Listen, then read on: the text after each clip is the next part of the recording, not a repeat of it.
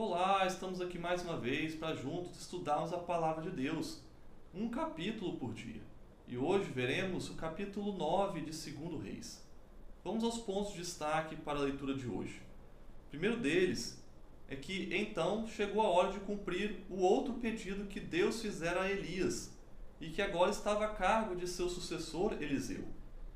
Então, Eliseu pediu que um dos seus servos ali, discípulo dos profetas, fosse até Ramote Gileade e ungisse Jeú como rei de Israel. E a orientação é que ele o fizesse às escondidas e fugisse em seguida, porque a rebelião começaria e ele talvez fosse pego nela e talvez perdesse a vida, fosse preso. Jeú foi profetizado que ele deveria então pôr fim à casa de Acabe, eliminando todo descendente do sexo masculino.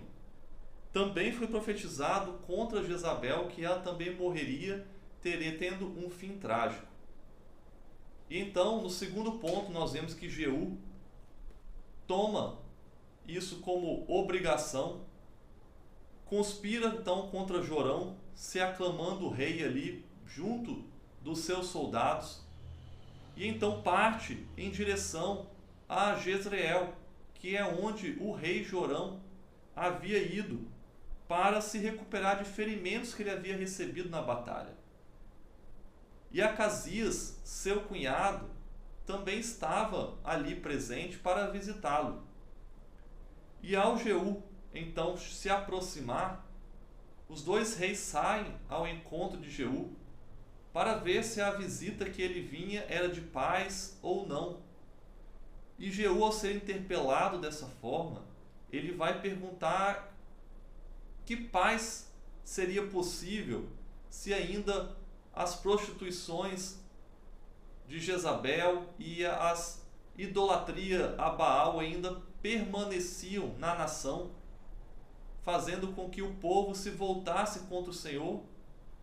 Então Jorão, percebendo que era uma traição, era uma conspiração contra ele, ordena a Acasias para que os dois fujam rapidamente, mas não deu tempo.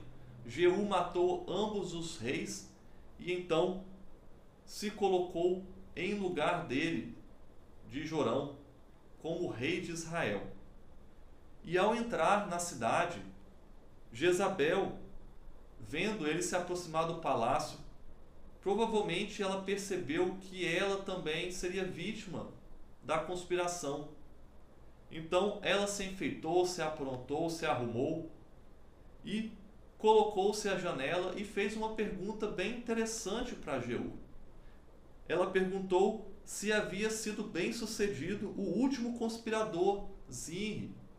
E aí, na história, lembremos que Zinri havia conspirado contra a dinastia anterior, mas os servos não o apoiaram, apoiaram Onri, que era o general do exército, e então ele acabou tendo um fim trágico também, ele se suicidando. Então ela lança esse desafio para Jeú, como dizendo que o palácio ali estava com ela, ninguém iria apoiá-lo nessa rebelião.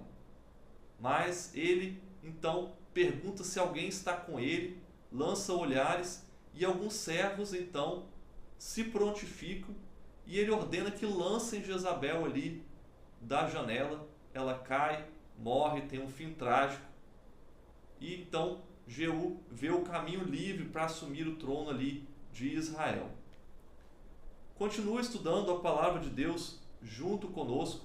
Essa história continua.